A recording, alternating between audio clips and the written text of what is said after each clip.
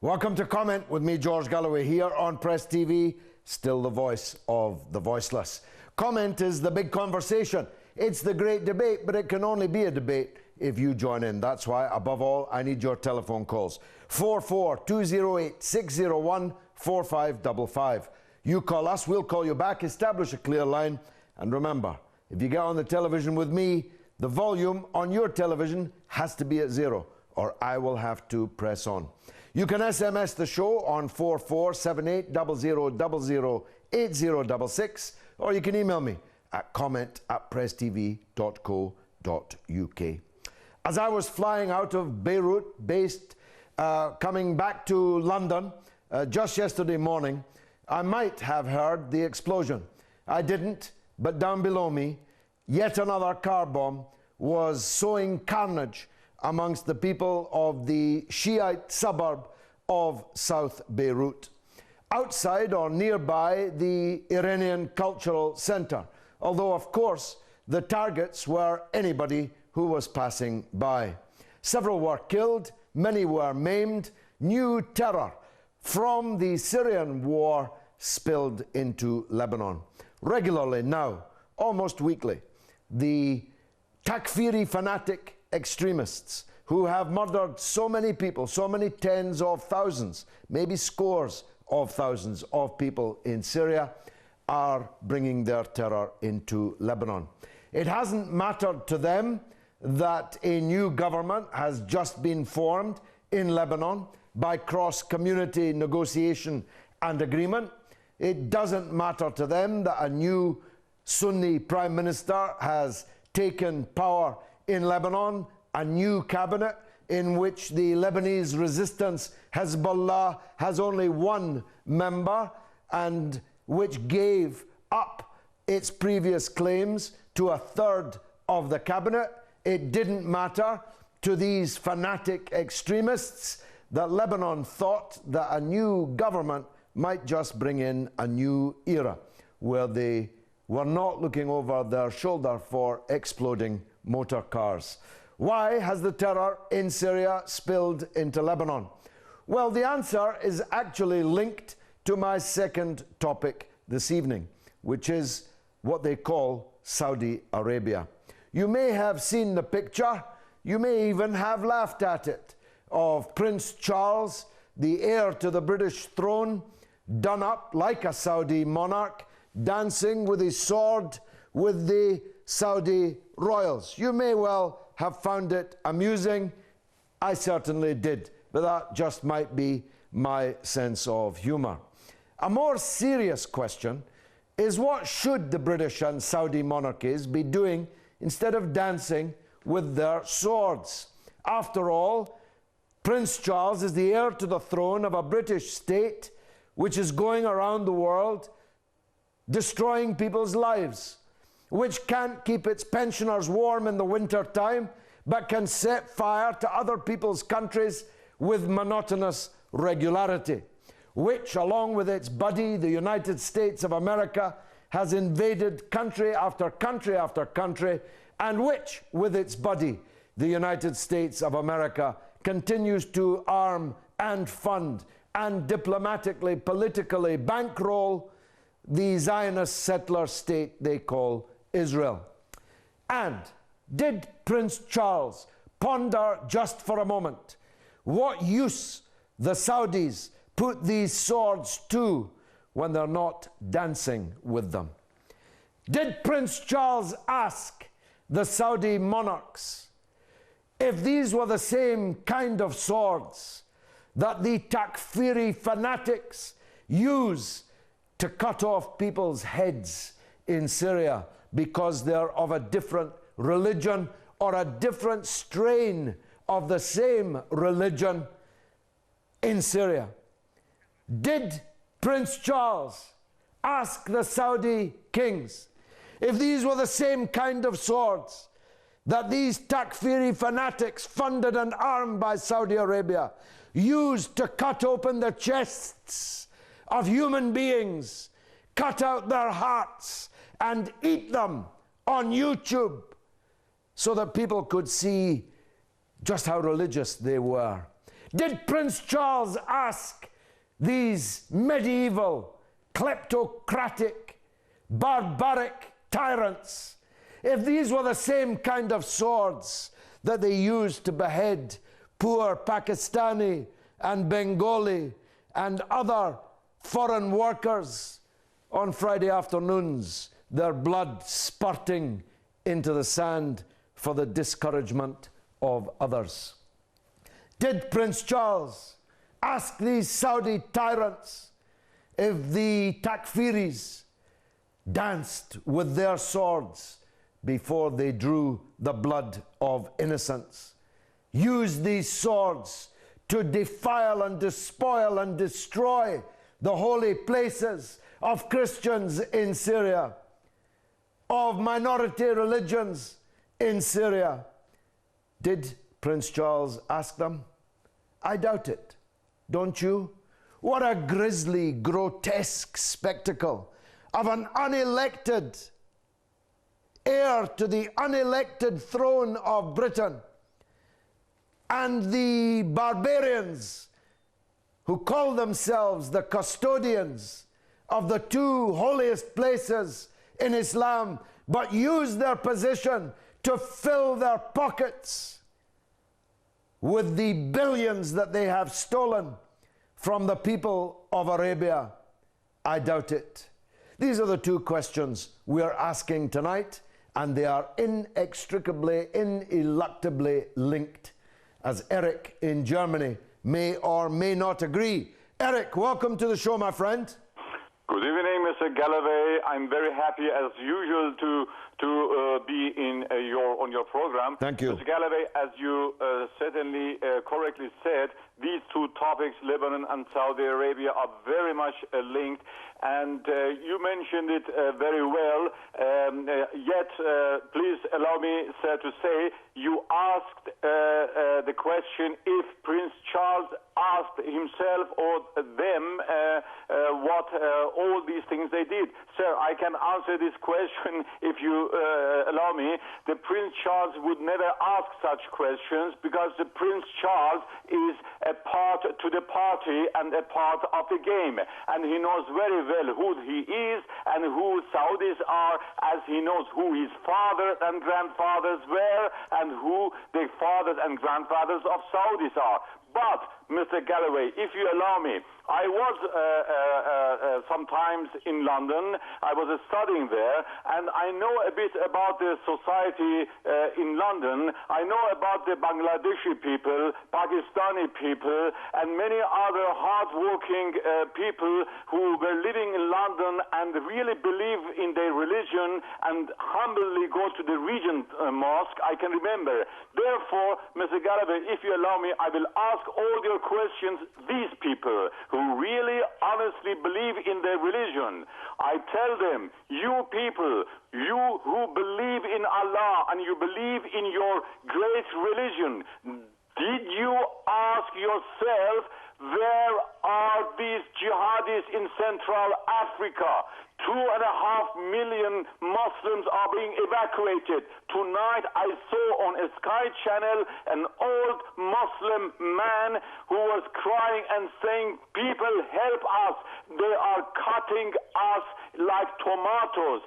And that is in Central Africa, that is an Islamic Holocaust. Where are you, you jihadis? Don't you ask yourself, people who are hand in hand with Bush, people who are hand in hand with Prince Charles, people who are hand in hand with Mr. Hollande, if his hand is not in the hand of his new lover, these people you call jihadis and Muslims, don't you ask yourself what is going on? Don't you see that they are ruining the Islamic world all over the place? They are putting fire on your home and they are encircling you in your home, and in Regent's Park, the agents of the Saudi who are hand in hand with these murderers, they recruit you and send you, and you will be killed, and after the Zionist agenda is over, no one wants to hear anything from you like they did it in Afghanistan.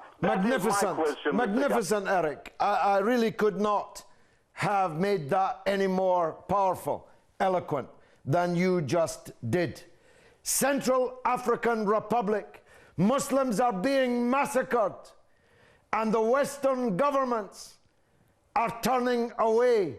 But even more despicable, as you rightly say, these jihadists are murdering Muslims in Syria whilst Muslims are being murdered in the Central African Republic, and about it they have nothing to say, never mind do. Muslims, Rohingya people in Burma are being massacred.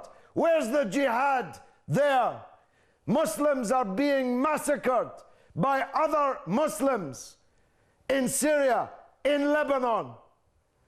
The Muslims are being massacred in Palestine, in Gaza. Where's the jihad from these people? Instead, as you say, they're hand in hand with tyrannical, hypocritical barbarians in the so-called Saudi Arabian royal house, and their allies, George Bush, Tony Blair, and all the rest of them. Eric, my blood's up this evening, and you got it boiling even more. Thanks for the call. Bagir is in Copenhagen. Bagir, what would you like to say? Hi, George. I'll say Prince Charles's visit to Saudi Arabia is condemnable, and I'm very angry about seeing how foolish you look like. You know, it's very worrying to just because George Bush, George Galloway, you came from Lebanon, and yesterday a terrorist attack occurred. So, yeah, you see this crazy prince you have in the UK, George. He had said nothing about what happened yesterday. No. And he's doing nothing. Nothing. Let's take it from a different angle, Bagir. Yeah. 13 of the 19 mass murderers on 9/11, 2001 were from the very same Saudi Arabia. They used sharp blades to cut the throats of young women, air stewardesses, on those airplanes as they flew them to destruction and mass murder in the Twin Towers. Why doesn't Prince Charles ask how that came to happen? Out of which well this poison is coming? He knows, as Eric in Germany said, where that well is located. That young man that was murdered, butchered in broad daylight on the streets of South London, in Woolwich, they cut his head off. These Takfiri fanatics. Where do they get their money? Where do they get their mindset? Where do they get the political support? The very same Saudi Arabia where Prince Charles was dancing like an idiot, like a clown, just yesterday. That's my point of view. You might have yourselves a different one. We're asking about the British-Saudi sword dance and the British and Saudi monarchies, representing two states which in their own way are exporting Takfiri extremist fanaticism, bloodthirsty, murderous, mutilators. Didn't Prince Charles give it a moment's thought? And we're asking about the spillover from the murder and mayhem paid for by Saudi Arabia in Syria onto the streets of Lebanon. The very week, the day after, a new Saudi Sunni prime minister was in post in Beirut. A new government was formed, a government in which the pro-Western trend in Lebanese politics was restored to almost absolute power in the cabinet because of the wisdom of the Lebanese resistance and its leader, Syed Hassan Nasrallah. Ahmed's on the line in Tehran. He wants to talk about Syria and Lebanon. Ahmed, welcome to the show. Ahmed, Hello, you're welcome. Go on. Dear George. Yes. Thank you. First of all, let me appreciate your true and kind consideration about the Muslim situation in our world today. Thank you. And secondly, let us Iranians have your presence in our country once. For example, could you inform us about the near future probable visit of you in Iran so we can have some meetings and gatherings with your presence in universities and etc., by the way. Inshallah, it's been some years since I was in Iran. I've only, I think, been there twice, so perhaps it's overdue another visit. Yes, go ahead, Ahmad. Okay, thank you. Okay, as you said that extremism is firing up the Muslim world everywhere. I just wanted to quote the recent meeting between Syed Hassan Nasrallah and Saad Hariri in Lebanon, although there has been very few release of news from this meeting, but accordingly the result has been the government, the new government of Lebanon. I want your analysis about the meeting. And another point which I really see positive is the absence of Bandar bin Sultan recently during the last month or two from the political scene of the era. And another point that I want you to comment and inform us about is the real role of the Western think tanks. For example, the Chatham House, the Brookings, Carnegie, or even U.S. Institute of Peace. I think that we Muslims, or in general all public around the world, should know these institutes who plays a significant role as the think tanks of the Western powers. And actually their policies differentiate to times. For example, they wanted to topple Bashar al-Assad in less than a month or two or three, but it's more than 3 years, so they have changed their strategies. And even the Western powers are very peculiar and are worried, are concerned about the inflation of extremism and jihadist groups. So they are changing. I think they have to reconsider some of the things they've taken for granted. And I want your comments on these issues. I mean, okay, Ahmed, thank you very much for a very nice call and a personal invitation to your country. Let me just deal with one of your points because we need to get on to hear more callers. And that is the rationale behind the decision of Hezbollah to back down and allow a new government to be formed in Lebanon where they do not have the blocking majority that they had before. You'll recall the previous cabinet had 1/3 of its members from Hezbollah. And on terms of the number of votes that they get, terms of the size and importance of the community that they represent in Lebanon, that was very far from an over-representation. But now Hezbollah has only one member in the government. The March 14th tendency, the pro-Western Sunni Muslim trend within Lebanon, has all the important posts now in the cabinet in Lebanon. And I support that because Syed Hassan is a very, very wise man. He considered that what was necessary was to try and take some tension out of the political situation in Lebanon, that this might help the security situation in Lebanon, that it might allow the presidential election in just 3 months' time to go ahead in Lebanon, whereas that timetable was endangered by a continuation of the situation in which there was no government at all in Lebanon for the last 11 months, the longest ever in Lebanese history. And Syed Hassan made a very powerful speech whilst I was there in the country this week, and he made clear where the resistance stands on matters regional, vis-a-vis Syria, on Lebanese matters, and on Palestinian matters. He devoted much, maybe most, of his powerful address to the issue of occupied Palestine. If only other Arab rulers would do the same. Let me go to the aforementioned Saudi Arabia and talk to Musa. Musa, welcome to the show. Yeah. Go ahead, sir. Go on, Musa. Turn your volume down. Turn the volume down. Yeah, go on. Thank you for the good work that you are doing. Nobody can reward you unless Almighty Allah can reward you. Inshallah, thank you. Just please, I beg you, can you kindly beg King Abdullah to tell his people to have mercy Musa, on turn your us, television down, foreigners? please. Turn your volume down to 0.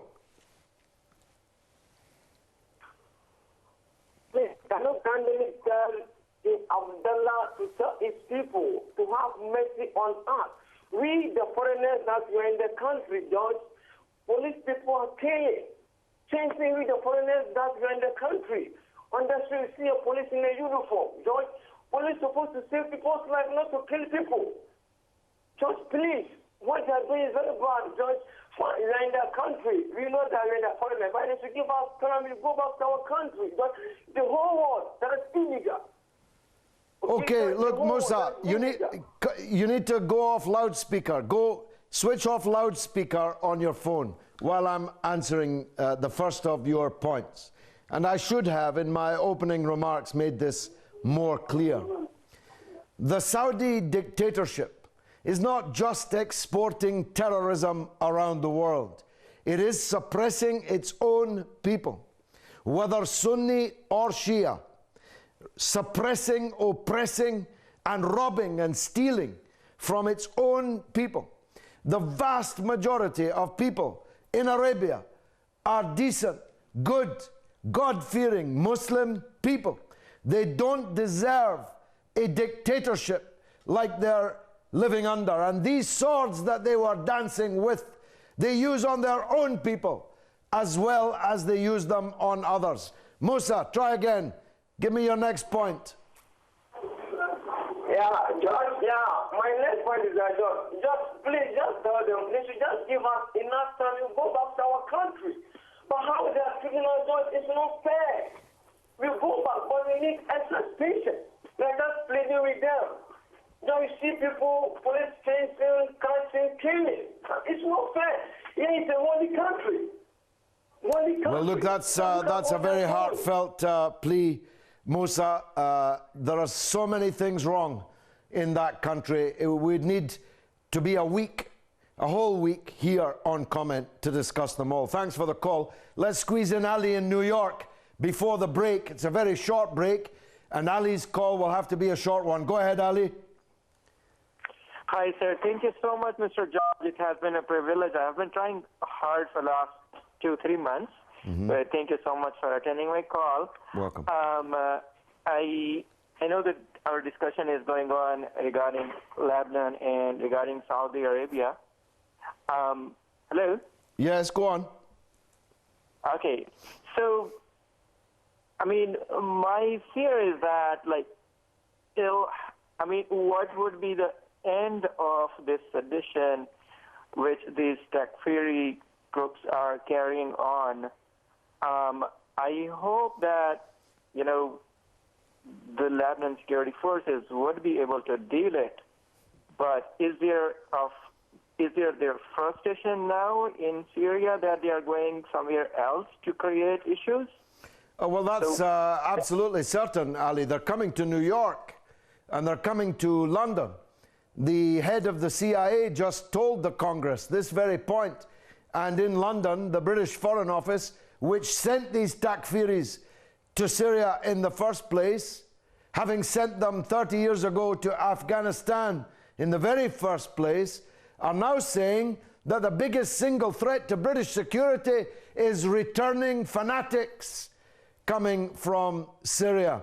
You couldn't make it up, Ali. It's a policy that is close to insanity. So yes, when they are defeated in Syria, they're coming to a town or city near you and me and everybody watching this show. We're talking about Syria, Lebanon, Saudi Arabia, and Britain.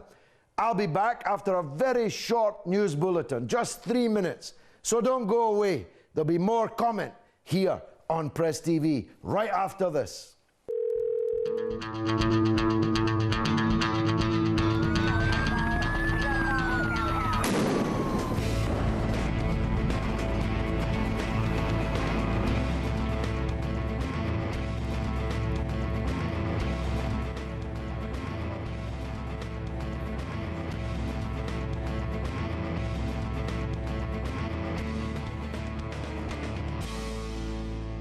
Welcome back to Comment with me, George Galloway, here on Press TV, still the voice of the voiceless. Tonight we're asking, why has the terror in Syria spilled into Lebanon in the wake of yet another grisly car bombing which killed and maimed at will and entirely randomly? Absolutely no one could know who was going to be passing that vehicle at that moment in time.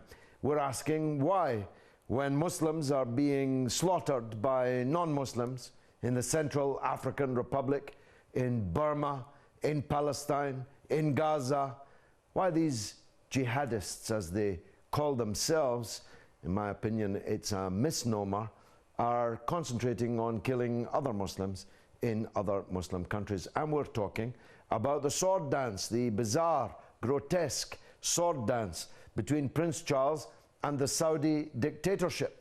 Those swords, of course, are used next door in Bahrain to massacre the democracy protesters there.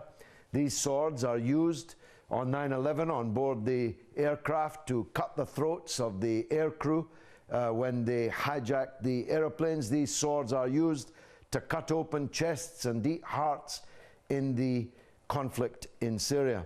These swords are used to murder people in Syria and in Lebanon for entirely sectarian reasons. And we're wondering if Prince Charles ever gave that a single moment's thought. Let's ask Ramzan in Wales. Ramzan, always welcome. Go ahead, sir. Assalamu alaikum to you, George. How are you? Walaikum salam. I'm in a good form tonight, I think. Good, that's better. No, that's very nice. George, what it is, the Saudi monarchy, right? You can't call them, they are Muslim freedom fighters, right? They are missionaries paid by the Saudi government, right, to go around killing Muslims, right? Not any other person killing Muslims. For simple reason, they want to put a fear in the Muslim Ummah that Saudi, they want to promote their faith, their way of interpretation of Islam. And them dancing to the to Prince Charles, and Prince Charles dancing with them is like the monkeys are dancing with one another, right? The reason why, because the Saudi is using their money, right, to buy our ammunition from the British government, so we have to dance along our Prince Charles has to dance. That's right. You're right. Them. That's why Charles was dancing. That's it, exactly. He was dancing for money, actually. Exactly. So therefore, that's what it is. And it's sad, you know, that what you just said earlier on, the 11 of the terrorist bombers or the suicide on the planes were Saudi. Nobody went and attacked Saudi Arabia because for simple reason, the Saudi government have invested so much money in America, right? And that is the only reason why. It's the money. It's the money talk. It's nothing to do with the human rights and you're right. What America brings out. It's not Obama brings as out. I always say, Ramzan, it's not about the prophets, peace be upon them. It's about the prophets and how to get a bigger piece of them. Ramzan, thanks for that call. Thank you, as always. Take care. Very good to hear from you. We're talking about the British and Saudi monarchies. What should they have done instead? Well, Britain could have announced there that it was going to stop invading and occupying Muslim countries, and it was going to stop supporting with money and weapons and diplomatic and political support the oppressors of Muslims in Burma, in the Central African Republic, and in Palestine. They could have, but they didn't. The Saudis could have announced that they were going to cease exporting terrorism around the world. They could have, but they didn't. Nasser is in London. Why has the terror in Syria spilled into Lebanon, Nasser? Go ahead. Nasir? Hello? Yes, you're on the air, brother. Go ahead. Yes, good evening, George. Thank you for having me. You're welcome. Go on. Well, first I start with the poodle of the West, the poodle of the Zionists, which is the Saudis. And when I say the Zionists are the oxygen for the Saudi, without them, they are not in a power. So their days basically are numbered. You see, they're hanging on them. If you look what's happening in Bahrain, there's a bunch of hypocrites who are responsible for thousands of, of dead, innocent children, women, old men, etc. They have thousands of prisoners of conscience in Bahrain. And when you look at the Prince of United Kingdom, going there, not mentioning the atrocities committed by the Saudis. So it tells you that they are the same, in the same family. They are the same family. Well, they are, Nasir, and that's a very good point, because the Saudis invaded Bahrain to help the Saudi-backed dictatorship there to crush the democracy movement. Of course, they haven't succeeded, and democracy will come to Bahrain. But the British are deeply involved in that crime. David Cameron received the dictator of Bahrain with a red carpet in Downing Street. Britain is continuing to back. In fact, British retired in disgrace police officers from Scotland Yard are running the Bahrain police, which is a byword for torture and mutilation of prisoners. Britain is training the Saudi forces that invaded and occupied Bahrain. So you're right, perhaps the dance was entirely explicable. Perhaps there was nothing surprising about this dance, dancing on the graves of Muslims all over the world. Nasir, welcome. Thanks very much for that contribution. We're talking about Syria, about Lebanon, about Saudi Arabia, and about Prince Charles, who done himself up like a Saudi tyrant, although he was considerably slimmer than the men he was dancing with, but he knew how to hold that Saudi sword. The images are burned into my brain with Charles with the sword. Really, I don't know who advises people like that. Abdullah is in Libya. We need to hear from him. Another great Western success story. Abdullah in Libya, welcome. Go ahead. Yeah, happy to meet you again, Mr. Galloway. Welcome. Go ahead, sir. Okay. I want to comment about Lebanon. Yeah. Because we were believed that there was a difference between two people. So all what was happened, we put the blame on them. But for now, we now realize that it's not them, it was another person who sit down and check their life, the way their life is going normal, progressing.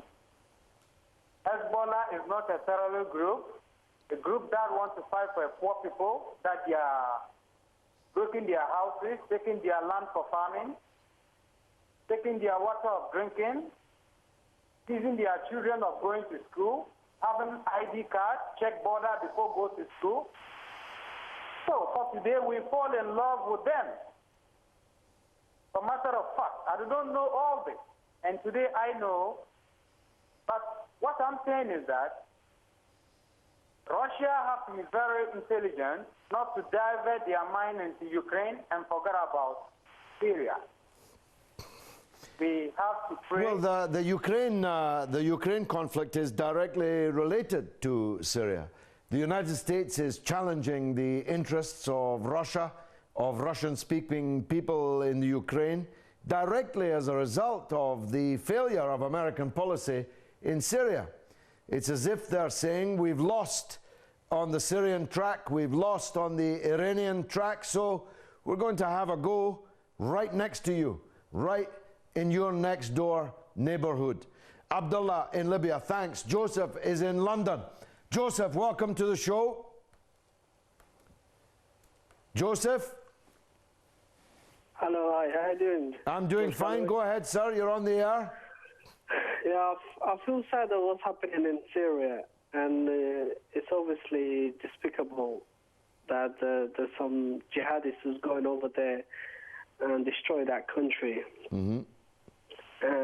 But I don't think, Mr. George Galloway, I don't think you should politicize, or you shouldn't sort of, sort of point the finger.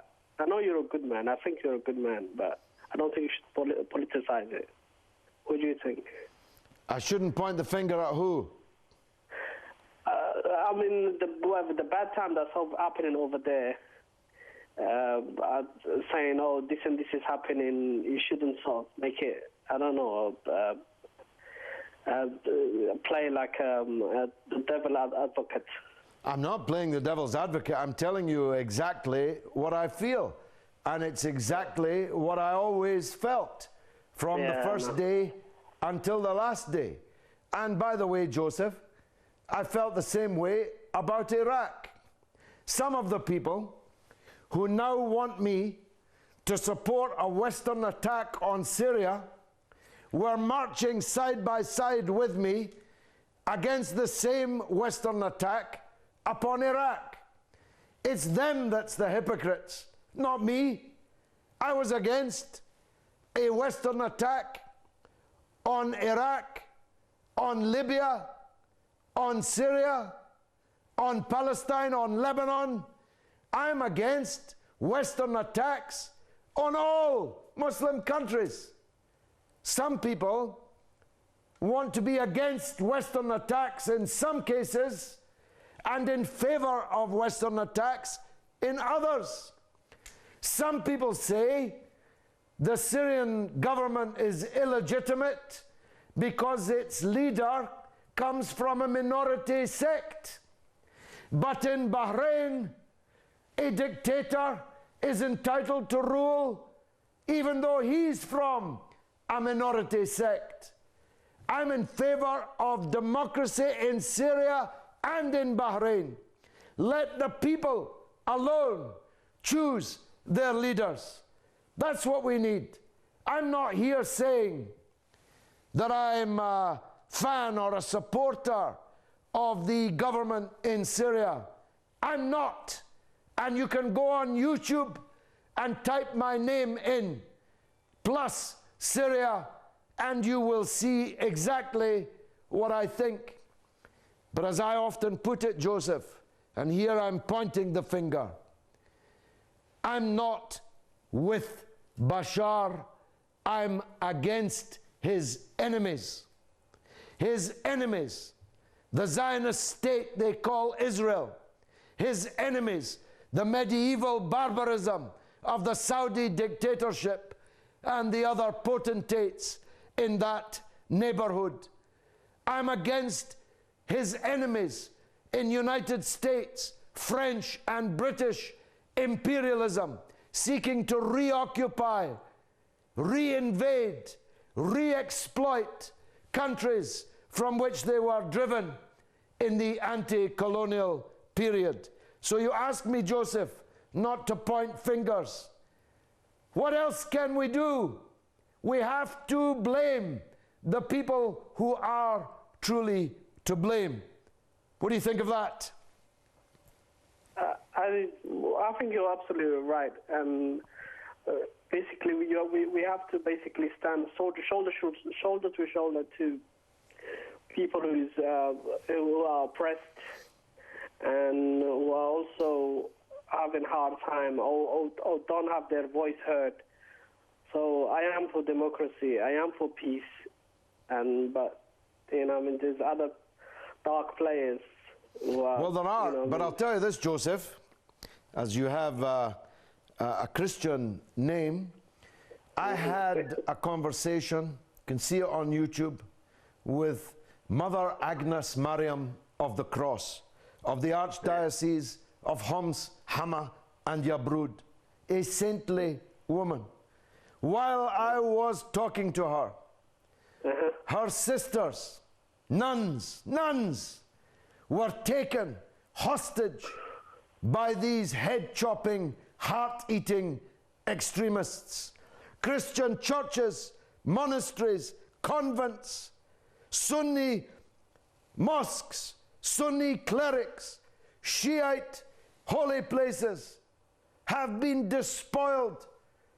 They've tried even to get to the bones of companions of the Prophet.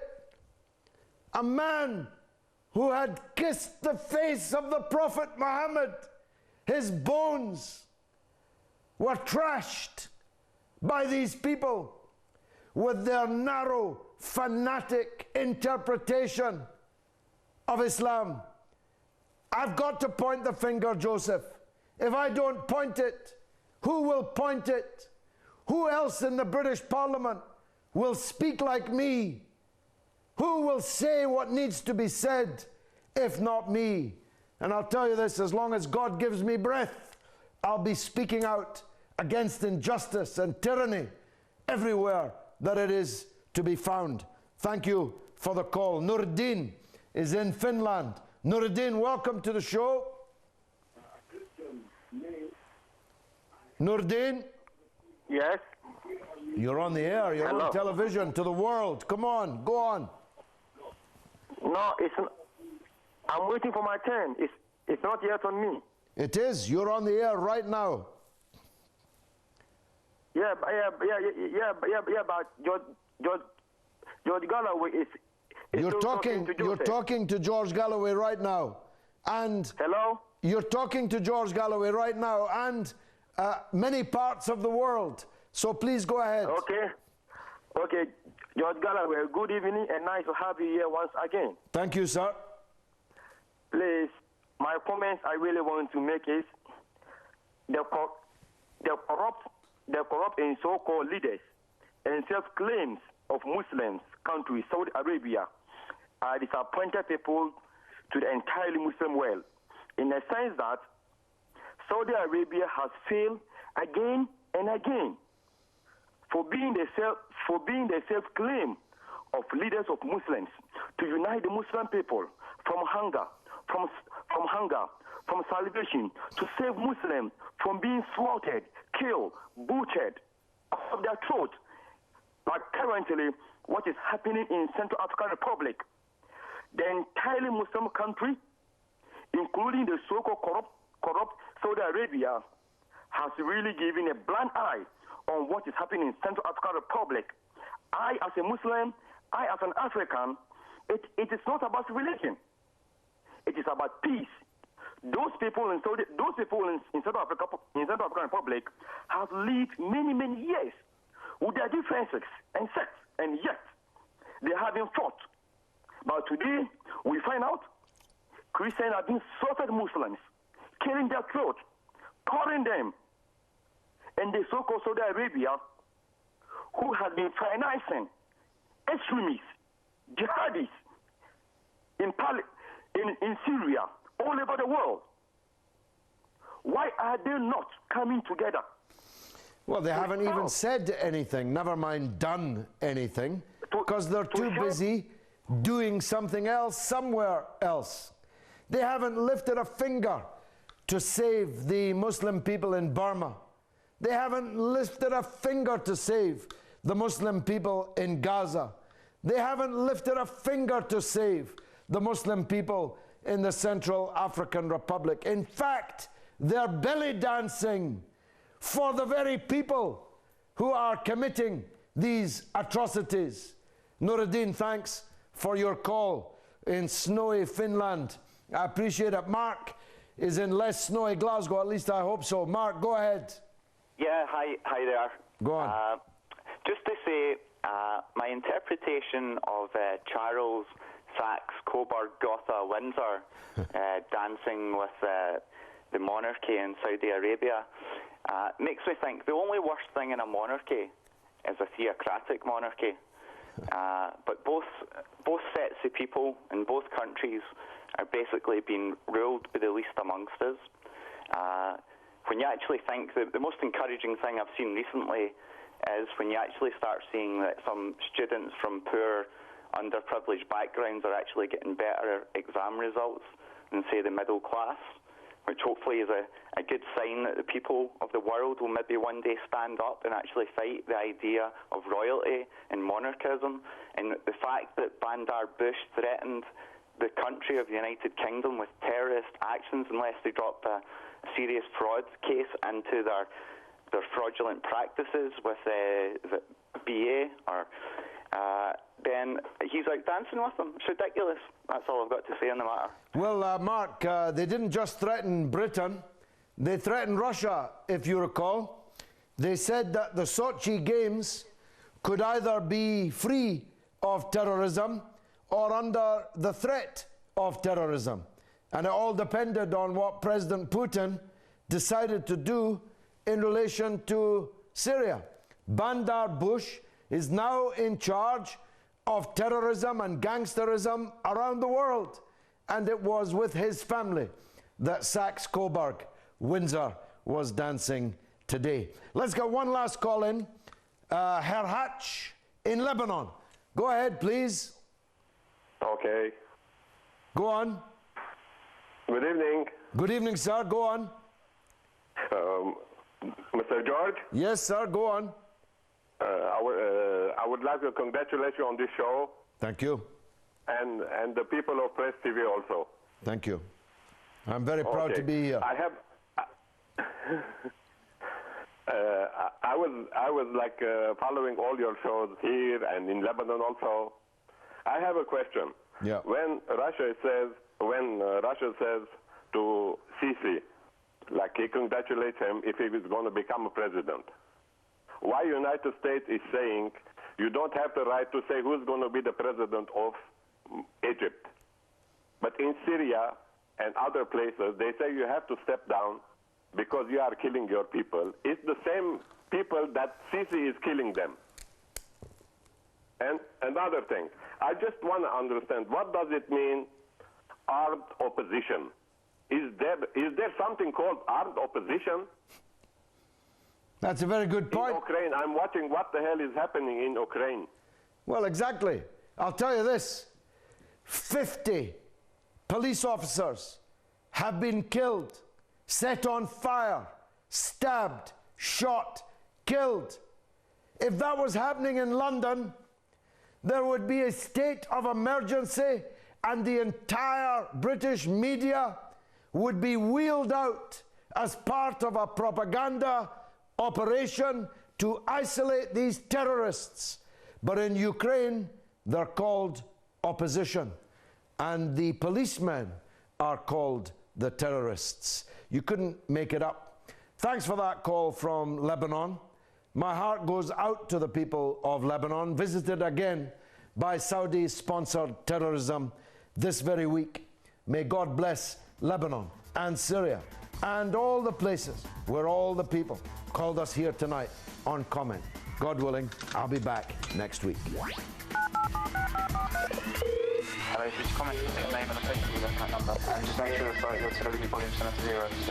So 0. Can you spell your name for me?